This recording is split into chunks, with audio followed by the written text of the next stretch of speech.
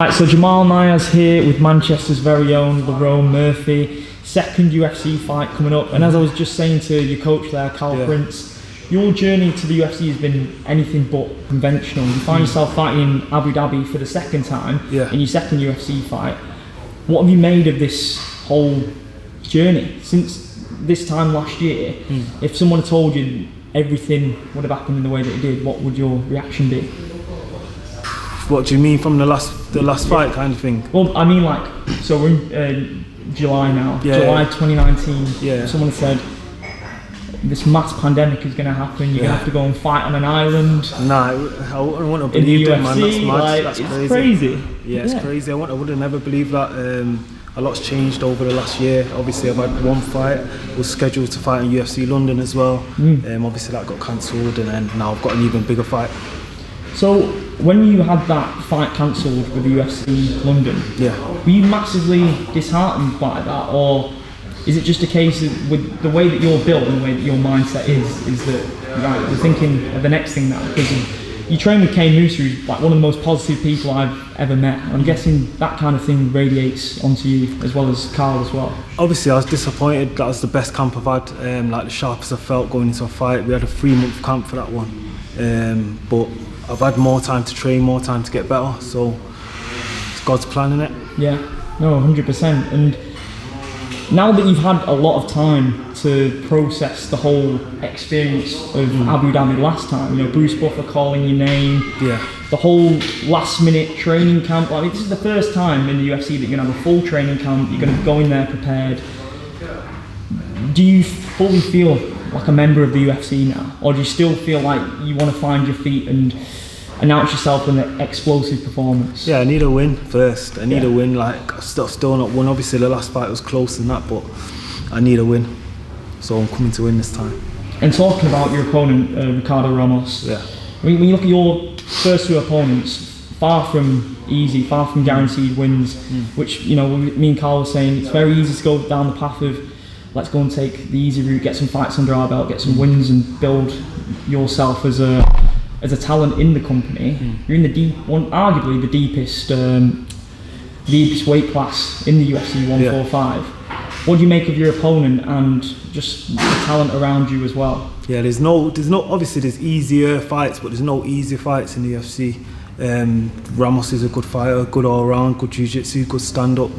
But I think I'm up there with him, and we'll show that on July 15th. Do you feel like you've got a chip on your shoulder from the route that you came into the UFC? Because Cage Warriors is the feeder promotion, and you got your chance, you took it, you're flying high now, representing the city of Manchester on a big stage. Bearing in mind that we as a city, we need someone flying this flag right now, because Michael Bisping has gone, and when you even look at the guys in boxing as well, you know, Anthony Crolla, Scott Quigg have just retired. This city really needs a combat sportsman to fly the flag for them. So do you feel like you're going to capture the flag and run with it now? Yeah, we'll see. Is that your goal? That's my goal, innit? But we've been getting good matchups and good chances to do that. I've just got to take the opportunity. So it's just down to me how I perform on the night.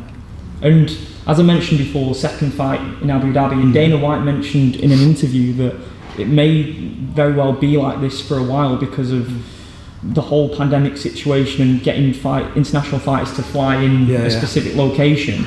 So are you down to go back to Abu Dhabi as many times as you can this year? Yeah, of course. My plan was to fight twice this year at least. So if I can get this fight done and then get one in December, that'd be perfect. I don't mind flying 6 hours. I enjoyed Abu Dhabi last time, so it'll be a good experience. Does it help that I know you're not going to be focusing on what's going on around you, you've got a task yourself at hand, but the main event is a pivotal featherweight fight as well, Calvin Kattar versus Dan Ige.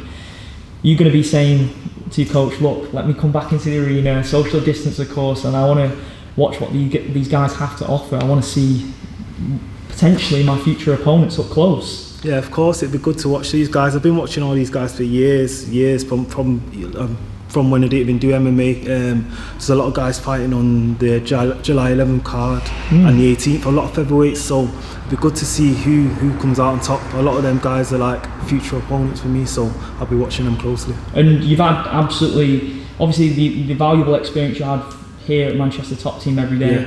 but you've also trained in Thailand earlier this year. You've trained at Alliance MMA. Your good friend Dominic Cruz.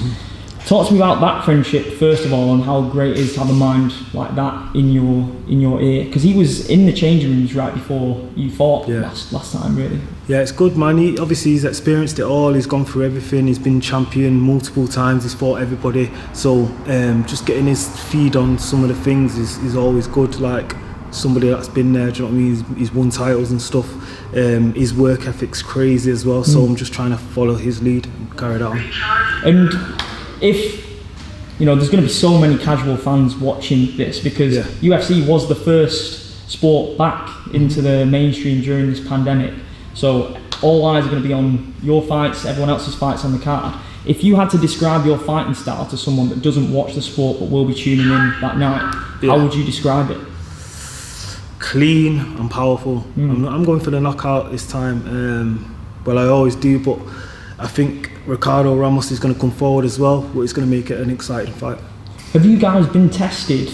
Now, how many times do you need to get tested beforehand? Because I'm guessing you've seen the promotional video of Dana White for that. That's crazy, the facilities they've got over there. I know, we've got to fly to London, we get a test there before we can even go to Abu Dhabi. We've got to get a positive test before we fly. Then we get to Abu Dhabi, I think we get another test. I think we get like 3-4 tests, Yeah. Yeah. Do you think that has any effect on things? It seems like they're gonna obviously have to be very quick and fast with the whole process, so it doesn't stunt anyone's days and everyone can crack on and do what they need to do. But is there any adjustment that needs to happen on your behalf for that? Do you know what? I've never had one before, so I don't know how like horrible it is or nothing. But I can imagine it's just a quick 10-minute thing in and out, so it's nothing for me. And yours, obviously, second fight card of the 4 that are scheduled. Are you gonna have to quarantine there for 2 weeks? Is that the 2 case? weeks after?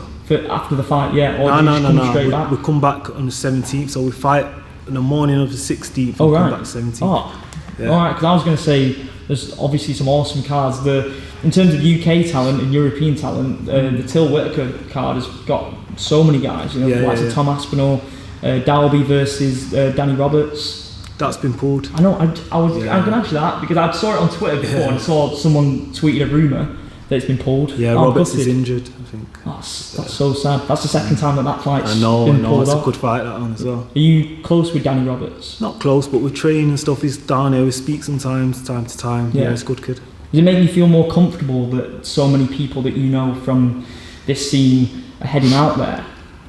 Not really. No. I'm just going to fight, so You're on your own journey. Yeah, I don't care about anything else. I'm just getting there, going to do the job and coming back. What did you make of the picture that Dana White tweeted? Because obviously, like when Fight Island got announced, there was this whole mythical idea that it was going to be in the beach, it was going to be in the sunshine, like something out of an 80s movie. No. Never ever. I've been to Abu Dhabi and the heat is. It can't happen. The heat is crazy, so it could literally never be on the beach.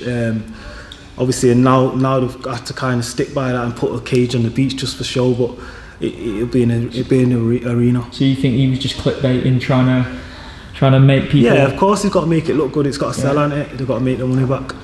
Good man. And yeah, I guess that's it. Yeah. If you want to say anything as to why people should tune into your fight. My fight's going to be fight of the night. I think. I think it's going to be a 2-round good scrap, and then the 3rd round's going to get deep waters. Good man. Thank you very much for your time. Yeah.